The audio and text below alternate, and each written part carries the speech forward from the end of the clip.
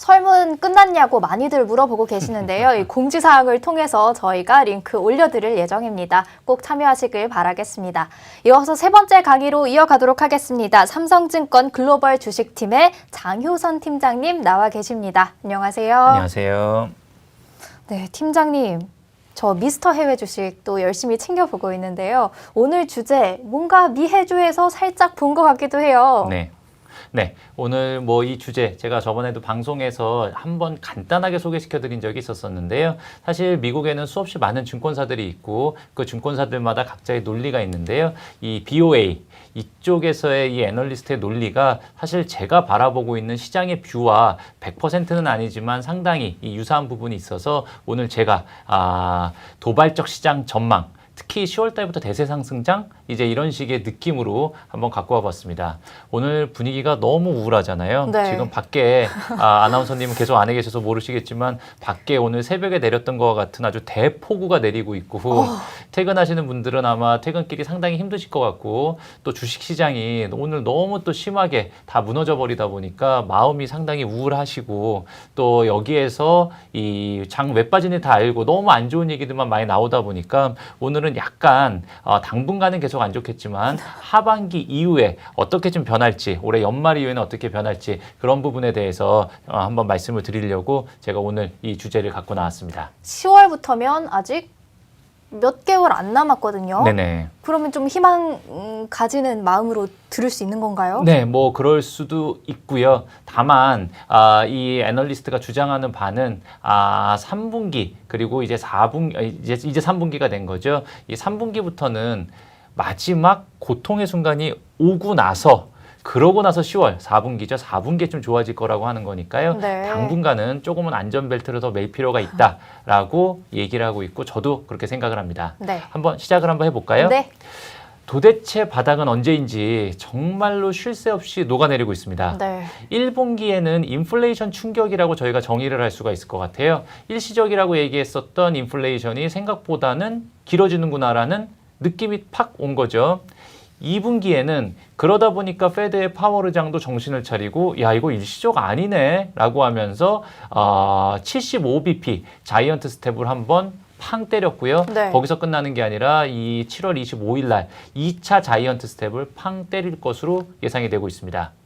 시장에서는 이미 원투펀치 맞은 거예요. 자, 3분기가 이제 내일부터 시작이 되는데요. 3분기에는 본격적인 경기 둔화의 시그널 그리고 실적 둔화의 모습이 나타날 것으로 예상을 하고 있고요. 네. 그런 부분들 때문에 아무래도 주식시장에서는 이 개별 기업의 실적의 충격들에 대해서 걱정을 하기 시작을 할 것 같습니다.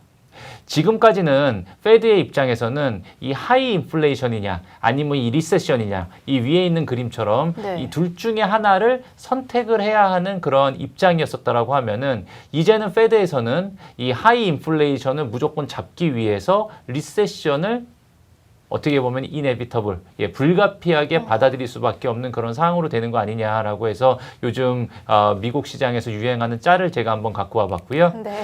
실제로 최근에 보면은 이 리세션의 징후들, 유가도 고점 대비해서 많이는 안 빠졌지만 빠지고 있고 밀 가격, 구리 가격, 미국채 2년물 같은 경우에도 저번에 CPI 나왔을 때 정말 급등했다가 최근에는 리세션을 반영을 하면서 점진적으로 하락을 하고 있습니다. 네.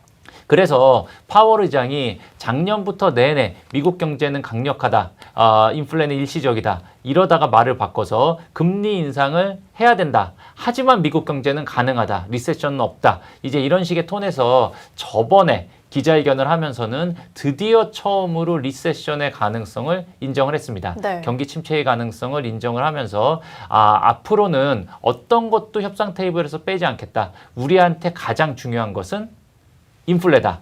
경기보다도 인플레, 주식시장보다도 인플레. 이제 이 부분을 요즘도 계속 확실하게 이야기를 하고 있습니다. 네. 리세션이 오니까 야 이제는 뭔가 연준에서도 약간 스텝백. 이게 소위 말하는 페드 풋인데요. 그것을 기대하시는 투자자들도 많겠지만 그 안에 있는 연준의 위원들은 그런 기대를 뒤로 하고 상당히 매파적인 발언. 파월하고 약간 저희 생각에는 입을 맞춘 것 같아요. 그래서 실제 금리를 인상을 하는 것도 중요하지만 말로써 시장 참여자들한테 저희 하루 종일 파월의장만 보고 있고 하루 종일 FOMC만 보고 있는데 이분들이 나올 때마다 정말 충격적인 코멘트를 하나둘씩 팍팍 던지는 것은 시장 참여자들한테 부정적인 인상을 주기에 충분하니까요. 네. 그런 말 하나하나 자체가 경기를 쿨링 다운 시키는 효과도 의도하고 있는 것이 아닌가 이제 이렇게 좀 보이죠.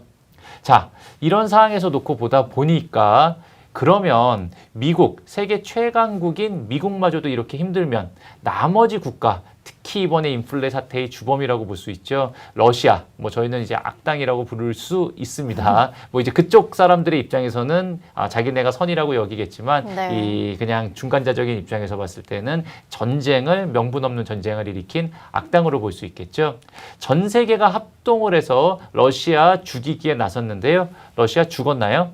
안 죽었어요. 네, 아마 그 경제 방송을 계속 진행하시니까 알고 계시겠지만 왼쪽 그림을 한번 보시면 아시다시피 주가는 전쟁 저점 대비 한 3, 4개월 전 대비 70% 올랐고요. 환율도 60%가 올랐습니다. 네. 두 개 합치면 얼마 올랐죠? 한 3, 4개월 사이에 거의 한 2배 이상 수익이 났었을 수 있습니다. 네. 또 오른쪽을 한번 보시면 미국과 러시아의 경상수지를 보시면 미국은 오히려 경상수지 적자가 엄청나게 확대가 된 반면에 러시아의 경상수지는 20년 만에 최고치, 악당은 완전 희희낙낙하고 있다는 것이죠. 네. 이러다 보니까 유럽, 미국, 야 러시아 니네 잘못했지. 유럽과 미국이 뭉쳐서 내가 정의의 회초리를 휘두르겠다. 정의의 매를 받아라 라고 하니까 맞는 사람은 야야 그래 나 거기 그렇지 않아도 좀 뻐근했는데 나 거기 좀만 더 때려줘. 나 너무 시원하다 이러고 있는 상황이고요. 매를 때리다 매를 든 사람은 완전 근육통이 발생을 한 상황. 지금 러시아라든지 또 오른쪽에 보시면 미국이 전화를 하면 바이든 전화를 받지도 않는다라고 하는 사우디아라비아 같은 경우에는 GDP 성장률이 무려 10%입니다. 네. 초대박이 나가지고요. 엄청난 호황을 누리고 있고 정의의 칼날을 휘두르고 있는 유럽은 진짜 괴멸적인 타격을 입었고요. 지금 미국 같은 경우에도 상당히 힘든 모습을 보여주고 있는 것이죠. 자, 이렇게 매크로 환경이 힘들다라고 했을 경우에 당연히 개별 기업들의 입장에서도 힘들 수밖에 없습니다. 네. 그러다 보니까 개별 기업의 실적이 꺾여야 되는 게 정상인데 이게 왼쪽을 한번 보시면 EPS의 추정치의 트렌드가 안 꺾이고 있어요. 그러네요. 유가가 이렇게 올랐죠. 금리가 이렇게 올랐죠. 소비자의 심리지수라든지 이런 부분들이 지금 최악으로 가고 있고 PMI라든지 여러 지표가 지금 경기 침체를 가리키고 있는데 애널리스트 추정치 이렇게 견조하니까 투자자들의 입장에서는 더 걱정되는 거예요. 더 짜증나는 거예요. 네. 주가가 빠질 때 어닝이 빠진다라고 하면서 어닝 추정치가 같이 낮아져 있으면 모르겠는데 어닝 추정치가 이렇게 높게 있잖아요. 이러다가 실적이 정말 안 좋게 나온다. 향후에 가이던스를 부정적으로 준다. 이러면은 어닝 쇼크다. 이러면서 그거를 기점으로 다시 한번 주가가 급락을 하는. 요번에 저희 2분기 때 보셨죠? 넷플릭스의 어닝 시즌부터 시작을 해서 넷플릭스 실적 나오자마자 하루에 넷플릭스 30% 빠지면서 전체 주식시장을 멜팅 다운 시켰습니다. 네. 맨 마지막에 어닝 시즌을 또 타겟이라든지 월마트와 같은 유통업체들이 마무리를 어닝 쇼크로 장식하고 가이던스를 부정적으로 주면서 주식시장을 대폭락시켰습니다. 네. 이제 이러다 보니까 많은 투자자들의 입장에서는 애널리스트들이 도대체 왜 이렇게 게으르냐 라고 이야기하시는 분들도 계시고요. 저도 애널리스트로서 실적 추정을 몇십 년 동안 해온 입장에서 이 오른쪽에 그 이유를 한번 따져보자면 네. 지난 몇 분기 동안에 계속적으로 안 좋은 경영 환경에도 불구하고 매크로 환경에도 불구하고 실적이 좋았거든요. 그 이유는 낮은 비용으로 일단은 원재료를 만들어 놨는데 그것을 지금 사용했었으니까 마진이 좋았었는데 이제는 그런 재고가 소진이 되는 시기가 왔다. 네. 두 번째는 개별 기업 실적을 볼 때 당장 매크로 환경을 이코노미스트처럼 완전히 정교하게 분석하지 않고 마지막으로는 통상 이 회사들이 그동안 워낙 잘했기 때문에 회사가 나온 실적을 보고 그 이후에 추정치를 변경을 하는 한마디로 애널리스트들의 전망치가 후행적으로 갈 수밖에 없는 저를 위한 약간 변명이기도 하지만 이제 될 수가 있었다는 것이죠. 네. 자, 그러다 보니까 이렇게 낙관적인 시장의 실적 대비해서 이 개별 기업들 특히 미국 기업은 정말로 이 투명한 경영을 보여주다 보니까 자진 납세를 합니다. 우리 실적이 안 좋을 것 같다라고 하면 누가 시키지도 않았는데 내가 먼저 자진 납세하면서 야, 니네들 가이던스가 너무 높은 것 같아. 나는 이렇게 못할 것 같아라고 해서 좀 낮추죠. 마이크로소프트가 그랬고요. 세일스포스닷컴도 그랬고요. 또 미국의 최대의 유통업체 중에 하나인 타겟 역시도 지금 정상적인 재고 수준보다 훨씬 높아서 지금 물건을 보관할 창고조차 없을 정도다. 너무 심각하다. 그래서 조만간 대대적인 세일을 통해서 이 재고 물건들을 떨어낼 거다. 그것 때문에 2분기의 이익은 안 좋을 것이다. 라고 기업 이익 전망을 하향 조정을 하는 것이죠. 네. 이런 식의 충격이 이번 주에도 나타났었습니다. 예, 그저께 보시면 나이키가 세계 최고의 기업인 나이키죠. 브랜드 파워도 역시 세계 최고입니다. 그런데 이런 나이키조차도 상당히 안 좋은 실적이 나왔고요. 거기에다가 향후에 전망 역시도 부족하고 또 특히 중국에서의 역성장은 어쩔 수 없었죠. 중국이 셧다운을 했으니까. 네네. 하지만 미국 시장마저도 성장률이 마이너스 4% 역성장을 하면서 이제 사람들이 인플레가 너무 심하고 이러니까 나이키 신발 지금 없어도 안 죽잖아요. 그러니까 아야 신발 좀 이따 사지 뭐 이러면서 미루다 보니까 미국에서마저 역성장을 했다는 충격으로 지금 주식시장을 다시 한번 충격으로 몰아갔는데요. 네. 전 세계에서 나이키만큼의 브랜드 파워와 나이키만큼의 이 고객 기반, 제품군 가지고 있는 기업이 과연 몇 개나 있을까라고 생각을 해보시면 얼마 없을 것 같아요. 정말 얼마 없겠죠. 왜냐하면 나이키잖아요. 네. 그런데 나이키가 이 정도면 그거보다 못한 기업들은 어떻게 될까? 무슨 섹터를 불문하고 네. 이제 이런 식의 생각을 투자자들의 입장에서는 충분히 느낄 수가 있다라는 내용입니다. 하지만 이럴 때일수록 희망은 있죠. 왜냐하면 이 모든 기업이 무차별적으로 다 폭락하기 때문입니다. 하지만 개별 기업들마다 가지고 있는 펀더멘탈, 마진의 방어력이라든지 이런 부분들은 분명히 차이가 나거든요. 좀 전에 저희 이종욱 애널리스트가 애플에 대해서 거의 30분 동안 열변을 토하면서 갔는데 네. 실제로 왼쪽을 한번 보시죠. 옛날에 있었던 빵, 뭐 빅테크의 대명사 빵. 근데 이미 빵의 시대는 끝났어요. 빵은 해체가 됐다라고 봐야 돼요. 페이스북 끝났죠. 넷플릭스 끝났죠. 다 끝났어요. 그 와중에서도 빵 중에서도 살아남는 몇몇 개의 기업이 있는데요. 대표적으로 맨 왼쪽 그림을 한번 보시면 애플 같은 경우에는 어떤 세상이 온다고 하더라도 전쟁이 났건 코로나가 났건 EPS의 추정치가 꾸준하게 우상향을 합니다. 네. 이건 12개월 포워드 EPS입니다. 반면에 한때 세계 시가총액 1등으로서 세상을 호령했던 아마존은 인플레이 충격을 버티지 못하고 밑으로 내려받고 있습니다.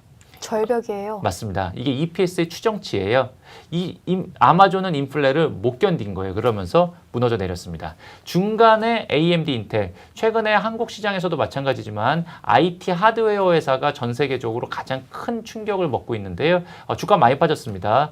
하지만 주가와 상관없이 AMD 같은 경우에는 어닝 추정치가 계속 올라간 반면에 그거에 대응을 잘 못했던 인텔 같은 경우는 계속 밑으로 내려왔다. 맨 오른쪽에 유통업체도 다 같은 유통업체가 아니죠. 코스트코와 또 세계 최대의 유통업체인 월마트는 이렇게까지 차이가 벌어집니다. 네. 인플레 시대가 극심해질수록 코스트코 같은 회사가 더더욱 고객을 끌어들일 수 있는 요인들이 있는 것이죠. 자, 이러다 보니까 제가 재밌는 그림 하나 갖고 왔습니다. 회사 이름은 지웠어요. 네. 어딘지 한번 보시면 왼쪽에 한번 보십시오. 항상 기업의 실적, 그걸 펀더멘탈이라고 부르죠. 펀더멘탈과 주가는 같이 움직여야 됩니다. 네. 그런데 왼쪽 그림을 한번 보시면 펀더멘탈, EPS입니다. 노란 선. EPS는 계속 올라가요. 근데 주가는 떨어졌네요. 주가 순식간에 반토막 났어요. 네. 오른쪽 한번 보시죠. 이러다 보니까 이 PER 밴드, 지난 한 5년, 6년 동안에 저희가 PER 밴드를 갖고 왔는데 보통 한 50배에서 60배 사이를 넘나들던 밸류에이션이 지금 30배까지 빠졌고요. 이 수치는 과거 10여 년 동안을 통틀어서도 최저 수준까지 떨어졌다라고 보실 수가 있습니다. 이 기업이 뭐냐고요? 네, salesforce.com인데요. salesforce.com은 미국의 최대의 소프트웨어 회사 중에 하나입니다. 물론 마이크로소프트가 가장 큰 회사지만 네. salesforce.com도 시가총액이 200조, 300조, 거의 삼성전자에 육박하는 정말 큰 기업인데요. 요즘 어떤 주식들 많이 빠지죠? 네. 성장주, 맞습니다. 기술주 이런 주식들이 맞습니다. 많이 빠지고 있어요. 모든 사람들마다 나와서 그런 주식은 다 피해라 라고 이야기를 하는 것이죠. 이러다 보니까 그래? 세일즈포스 그래 너도 기술주지 그냥 팔아버리는 그냥 뭐 묻지마 매도세가 그냥 나와버리니까 실적은 좋은데도 주가는 박살, 밸류에이션은 거의 10년 내 최저치까지 이렇게까지 빠졌습니다. 자, 이런 기업들이 지금 너무나도 많아요. 그래서 뭐 수두룩합니다. 제가 이제 몇몇 개만 갖고 온 거고요. 네. 뭐 정말로 너무 많아요. 루이비통도 있죠, 에르메스도 있죠, 어도비도 있죠, 뭐 구글도 마찬가지고 AMD도 마찬가지입니다. 자, 이러다 보니까 이 가치주와 성장주 항상 성장주는 성장에 대한 기대가 있으니까 비쌉니다. 네. 가치주는 기대가 없으니까 쌉니다. 하지만 가치주는 안정적이죠. 또 필수 소비재 같은 경우에는 굶어 죽지 않으려면 반드시 필요하니까 해야죠. 네. 그래서 가장 대표적인 성장주라고 볼 수 있었던 예를 들자면 AMD 그리고 가장 대표적인 가치주라고 할 수 있는 코카콜라. 항상 코카콜라는 AMD보다 훨씬 쌌어요. 그러네요. 그래도 사람들은 코카콜라를 안 쳐다보고 성장주인 AMD 같은 쪽만 봤었었죠. 상황이 바뀌었습니다. 디플레가 인플레 시대로 바뀌고 기술주 다 팔고 가치주로 다 옮겨가자라고 했다 보니까 딱 지금의 주가를 보시면 아시다시피 코카콜라가 24배인데 항상 30배에서 50배를 넘나들던 AMD가 PER 18배까지 빠지면서 성장주와 가치주의 컨셉이 바뀌었어요. 네. 잘 봐야 됩니다. 이게 저희가 알고 있는 상식이 요즘 모든 것들이 다 무너지고 있는 세상이거든요. 네. 아까 전에 보여드렸잖아요. 정의는 승리해야 되는 게 우리의 상식인데 정의가 지금 지금 고꾸라졌죠. 지금 다 쓰러졌어요. 지금 정의가 완전히 그냥 그로기 상태, 원투펀치 맞고 완전 쓰러져 있고요. 악당들이 활개를 치는 세상. 이게 이 모든 세상이 다 변해버렸거든요. 가치주와 성장주. 아직도 성장 여력이 있어도 다 필요 없다. 너는 성장주잖아 라는 의미로 다 이렇게 무너져 버렸다라는 것이죠. 자, 이러다 보니까 BOA에서 얘기를 한 그런 내용이 사실 저의 내용과 비슷하기 때문에 어떤 식의 시장 전망인지를 한번 말씀을 드릴게요.